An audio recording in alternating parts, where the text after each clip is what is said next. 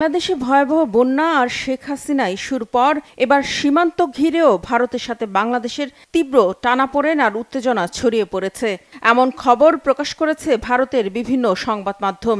তারা বলছে, গেল সপ্তাহের দুটি ঘটনায় এখন রীতিমতো মুখোমুখি অবস্থানে দুই দেশের সীমান্তরক্ষী বাহিনী, বর্ডার গার্ড বাংলাদেশ বিজিবি ও ভারতীয় সীমান্তরক্ষী বাহিনী বিএসএফ, যা ভারত বাংলাদেশের মাঝে চলমান রাজনৈতিক ও কূটনৈতিক টানাপোড়েনকে আরও কয়েক গুণ বাড়িয়ে দিয়েছে।